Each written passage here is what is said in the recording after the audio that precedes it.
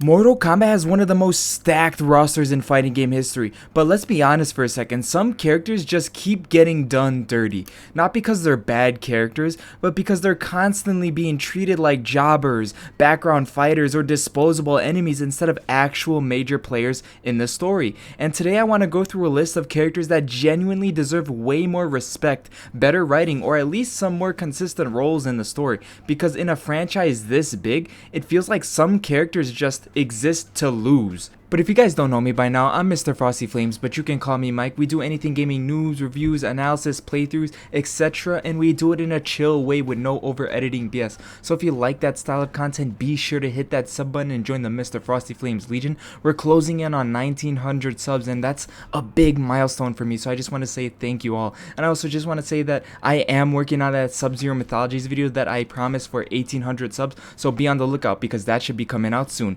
Anyways, so let's get back to the video.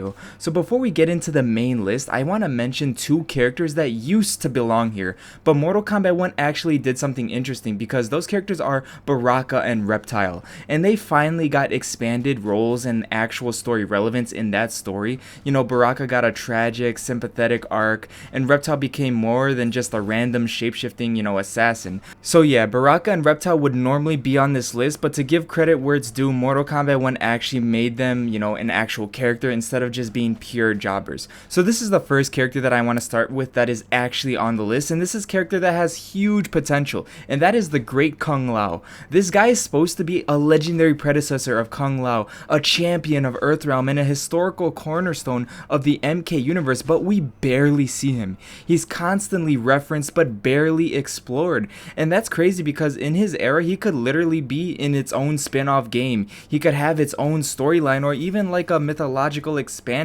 Instead, he's just lore flavor, and this is exactly the type of character that could carry a story mode on its own, and that's what everyone initially thought that MK11 was gonna go for, going after the Liu Kang aftermath ending, because it looked like Liu Kang appeared to the great Kung Lao telling him, he was the chosen one, but then instead it fast forward to, the modern era with Raiden, regular Kung Lao, etc, etc.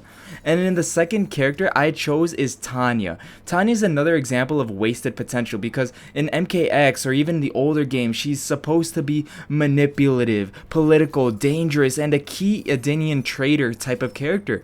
But she often gets reduced to like a background villain or just a side arc betrayal character or just maybe just a general henchman, Tanya should be a major political threat in Outworld Edenia's storylines, but instead she rarely feels like a main player, and that's a shame because her concept is actually really strong. And even in MK1 I thought she was gonna get a bigger role, but instead she's just there, she doesn't really do anything. She's just like a guard or those Umgadi guards or whatever they want to call them in the games, but she deserves so much more. And the third character that I chose is actually a cameo in Mortal Kombat 1, a DLC cameo, and that is Mavado. And when I look at Mavado, I see the definition of wasted potential, because look at him, he looks cool with that black trench coat going all the way down, and his moves are cool with his grappling hook. Basically in the lore he's a Red Dragon leader, which is a rival gang to the Black Dragon. That alone should be huge, but instead he's mostly just used in random fights. Maybe he's a minor antagonist in a specific character story,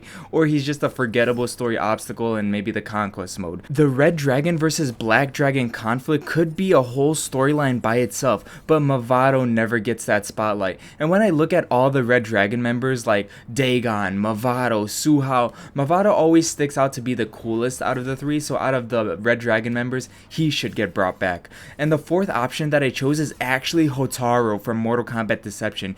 And he's really interesting because his concept is really strong. He's basically an Order Realm enforcer. He believes in strict law and order above everything else. He's basically justice without morality. And that's a great villain concept or a morally great character.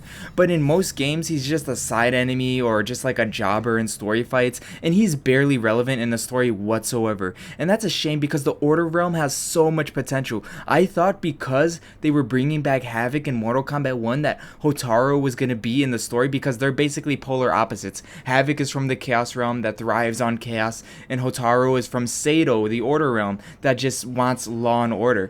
And Hotaro could easily be a philosophical antagonist like order versus freedom, or he could be involved in major realm politics or morally gray storytelling, but he never gets that depth, and I want him to come back in future games. Like, I really do want him to come back in Mortal Kombat 13 because he also does just look cool with, you know, his giant pole arm and that samurai armor with the giant flag attached to his back. I mean, it's really cool. And the fifth character that I chose is actually an MK classic character, and that's Striker, and he's one of the biggest victims of NetherRealm or Midway's writing.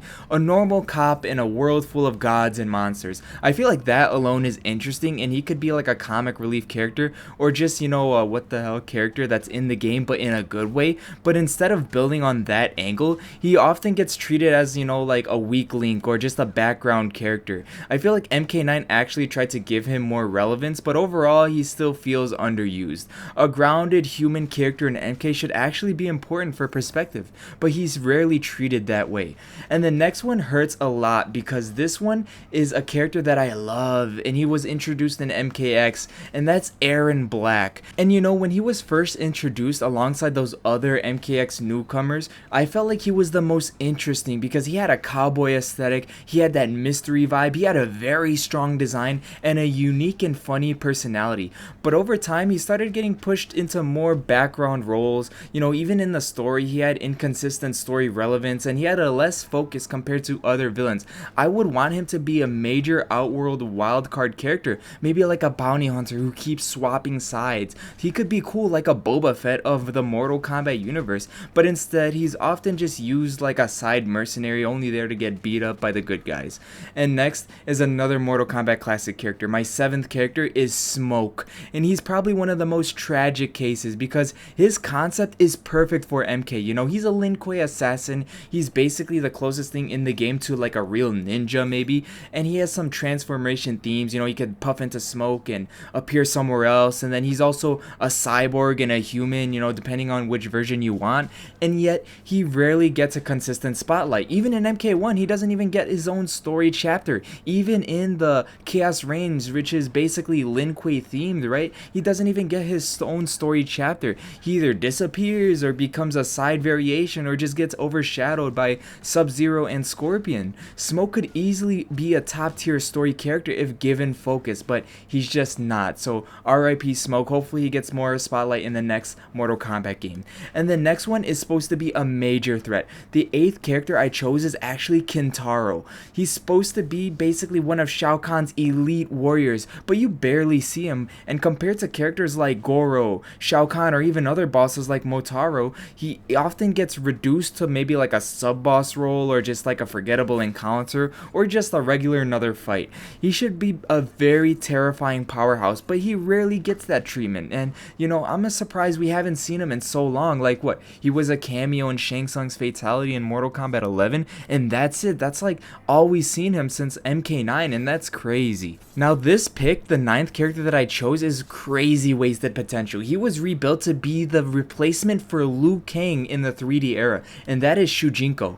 He is the main character of Mortal Kombat Deception. He has sort of like a chosen one story. He's a fighter who learns multiple fighting styles, but after his arc, he basically disappears or gets reduced in importance. For a main protagonist character to fall off that hard and that quickly is honestly wild. He should have stayed relevant in the lore way more than he did, or at least brought back as like mentors for the actual Liu Kang, or maybe Kung Lao or something, or being brought back as like just a White Lotus elite or something, but you don't even see him at all anywhere. He's what, a cameo in Mortal Kombat 1 that people barely use because he's so complicated to even use in combos. I mean, it's crazy. And the 10th and final character that I've chose is actually Natara, and she's another character with a great concept. You know, she's supposed to be like a vampire-like warrior. She's tied to dark realms like the one Viturnius that she talks about. She has interesting lore potential, and she has a unique design, especially the one from MK Deadly Alliance, if you guys know what I mean. But overall, she's mostly underdeveloped, she's rarely story relevant, and she's just often used as background enemy material, and on top of that, she had a terrible voice actor. actress.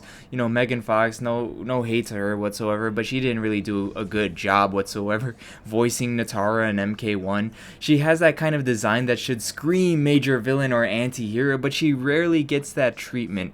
And I think the biggest issue with all these characters isn't that they're just bad people or bad characters, it's that Mortal Kombat often treats them like temporary obstacles instead of real characters. And that's where the problem is, because in a universe as big as Mortal Kombat, jobbing characters constantly means, you know, less story depth when it comes to them, less world building, and less emotional investment. And when you look at how strong some of these designs and concepts are, it feels like a waste not to explore them more deeply. So yeah, these are just some of the Mortal Kombat characters that I genuinely feel deserve better treatment going forward. Because if the franchise ever wants to expand its storytelling again, it's not just about new characters, it's about finally giving the older ones a real chance to actually matter, and even some of the classic ones that they keep forgetting. But yeah, that's just my take on it. Let me know what you guys think down below. Are there any other characters that I forgot that you want to see revitalized into Liu Kang's new timeline, or at least be brought back in the modern era, or, you know, redone in a way that they actually matter? Let me know in the comments down below. Well, thank you all for watching. Make sure you like, comment, and subscribe to join the Frosty Flames Legion. Mr. Frosty Flames out. Ciao.